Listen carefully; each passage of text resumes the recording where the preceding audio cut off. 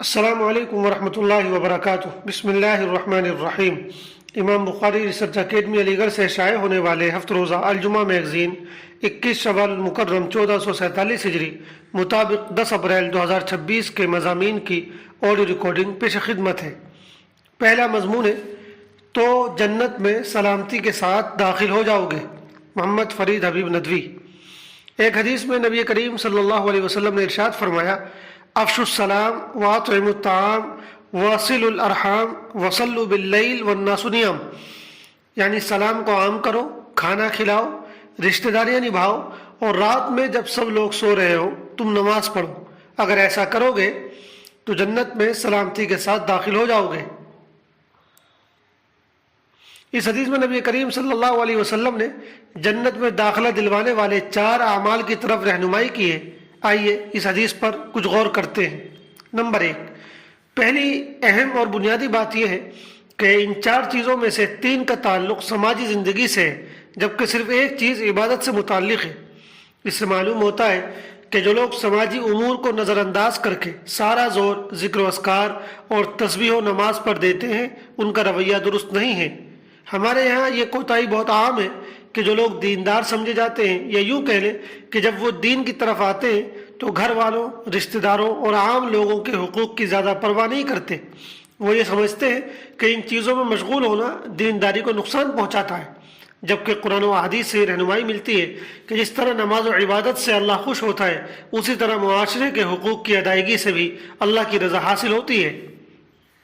Number 2، اس حدیث میں یہ نہیں کہا گیا کہ سلام کرو، بلکہ یہ کہا گیا کہ سلام کو عام کرو، سلام کو رواج دو۔ اس سے یہ اشارہ ملتا ہے کہ سلام مسلم معاشرے کی نمایاں خصوصیت ہونی چاہیے۔ یہ نہیں کہ کبھی سلام کر لیا، کبھی نہیں، بلکہ اسے ایک مشن اور تحریک کے طور پر عام کرنے کی ضرورت ہے۔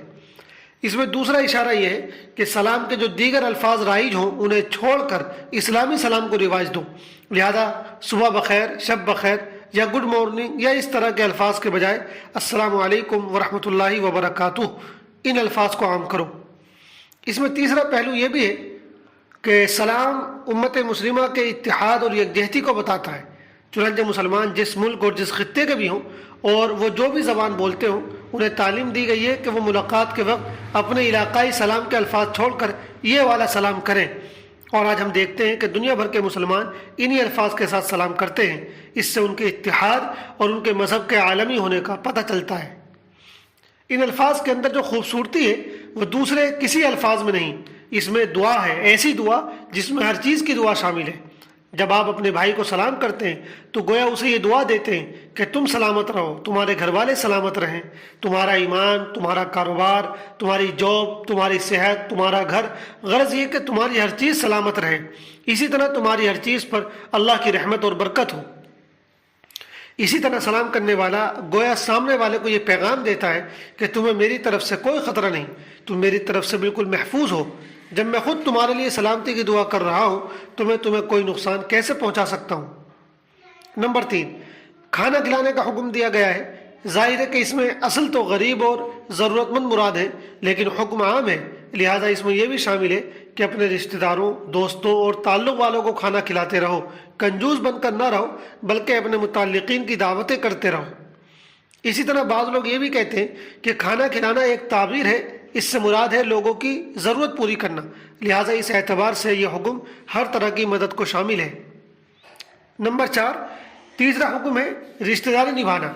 اس کا مطلب یہ ہے کہ اپنے رشتہ داروں کا خیال رکھو، ان کی پریشانی اور مجبوری کے وقت ان کے کام آؤ، ان سے تعلقات ختم نہ کرو، اور اگر ان کی جانب سے کوئی ناگوار بات سامنے آئے تو اس کو برداشت کرو۔ نمبر 5، آخری حکم ہے کہ رات میں جب سب سو رہے ہوں اس وقت نماز پڑھو۔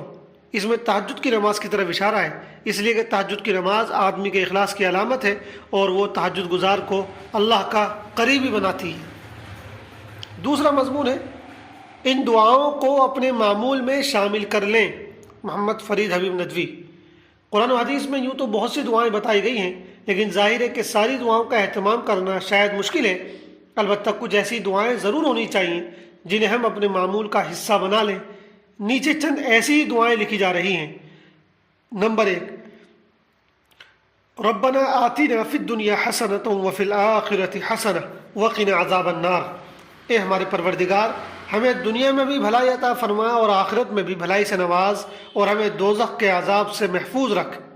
نمبر 2، ربنا ظلمنا انفسنا وان لم تغفر لنا وترحمنا لنکونن من الخاسرین۔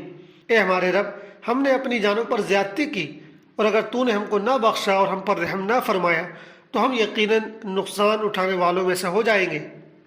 نمبر 3، رب اجعلنی مقیم الصلاۃ ومن ذریتی ربنا وتقبل دعا ربنا اغفر لی ولوالدی وللمؤمنین یوم یقوم الحساب۔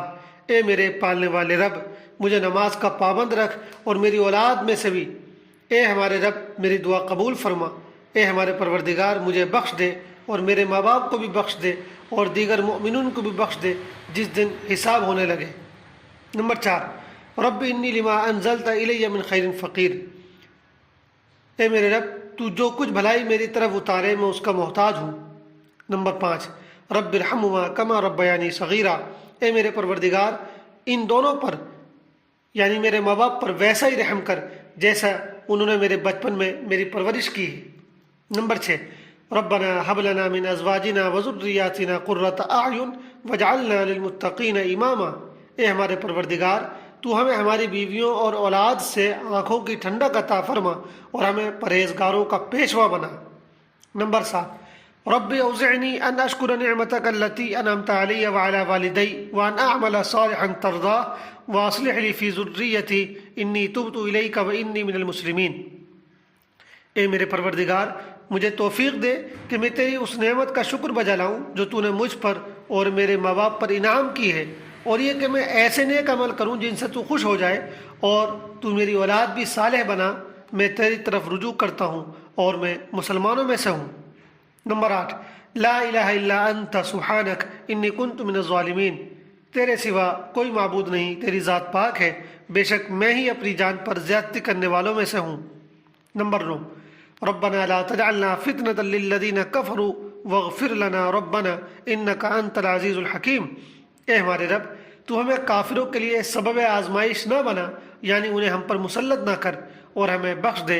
اے ہمارے پروردگار بے شک تو ہی غلبہ و عزت والا اور بڑی حکمت والا ہے۔ نمبر 10، ربنا لا تزغ قلوبنا بعد اذ هديتنا وهب لنا من لدنك رحمة انك انت الوهاب ربنا انك جامع الناس ليوم لا ريب فيه ان الله لا يخلف الميعاد۔ اے ہمارے رب ہمارے دلوں میں کجی پیدا نہ کر اس کے بعد کہ تو نے ہمیں ہدایت سے سرفراز فرمایا ہے، اور ہمیں خاص اپنی طرف سے رحمت عطا فرما، بے شک تو ہی بہت عطا فرمانے والا ہے۔ اے ہمارے رب بے شک تو اس دن کے جس میں کوئی شک نہیں سب لوگوں کو جمع فرمانے والا ہے، یقیناً اللہ اپنے وعدے کے خلاف نہیں کرتا۔ نمبر 11، رب اغفر وارحم وانت خیر الراحمین۔ اے میرے رب تو بخش دے اور رحم فرما اور تو ہی سب سے بہتر رحم فرمانے والا ہے۔ نمبر 12، اللہم انک عفو کریم تحب العفو فاعف عنی۔ اے اللہ تو بہت معاف کرنے والا ہے، کریم ہے، عفو درگزر کو پسند فرماتا ہے، سو مجھے بھی معاف فرما دے۔ نمبر 13، رب اوزعنی ان اشکر نعمتک التی انعمت علی وعلی والدی وان اعمل صالحا ترضاه وادخلنی برحمتک فی عبادک الصالحین۔ اے پروردگار تو مجھے توفیق دے کہ میں تیری ان نعمتوں کا شکر بجا لاؤں جو تو نے مجھ پر انعام کی ہیں اور میرے ماں باپ پر انعام کی ہیں، اور میں ایسے نیک اعمال کرتا رہوں جن سے تو خوش رہے، مجھے اپنی رحمت سے نیک بندوں میں شامل کر لے۔ نمبر 14، استغفر اللہ ربی من کل ذنب واتوب الیہ۔ میں اللہ سے اپنے ہر گناہ کی معافی مانگتا ہوں اور اس سے توبہ کرتا ہوں۔ نمبر 15، اللہم انی اسألک العفو والعافیہ فی الدنیا والآخرہ۔ اللہم انی اسألک العفو والعافیہ فی دینی و دنیایا و اہلی و مالی۔ اے اللہ میں تجھ سے دنیا اور آخرت میں سلامتی مانگتا ہوں۔ اے اللہ میں تجھ سے اپنے دین، اپنی دنیا، اپنے گھر والوں اور اپنے مال میں خیر و عافیت اور سلامتی کا سوال کرتا ہوں۔ یہ وہ دعائیں ہیں جو کسی بھی وقت پڑھی جا سکتی ہیں۔ ان کے علاوہ بہت سی دعائیں وہ ہیں جو کسی کام کے شروع یا آخر میں پڑھی جاتی ہیں، جیسے کھانا کھانے سے پہلے اور بعد کی دعا، مسجد میں داخل ہوتے وقت اور نکلتے وقت کی دعا وغیرہ۔ ان دعاؤں کو تو اسی وقت پڑھا جائے گا جس وقت پڑھنے کا حکم ہے، لیکن یہ دعائیں جو اوپر لکھی گئی ہیں ان کے لیے کوئی خاص وقت متعین نہیں ہے، اس لیے جب بھی یاد آ جائے انہیں پڑھتے رہنا چاہیے۔ بہتر یہ ہے کہ صبح و شام ان کا معمول رکھا جائے۔ کم از کم دعا نمبر 1، 3، 6، 8 اور 14 و 15 کا تو ضرور معمول بنائیں۔ اللہ تعالی ہم سب کو عمل کی توفیق عطا فرمائے، آمین۔ مسائل: کیا مسافر جمعے کی نماز پڑھا سکتا ہے؟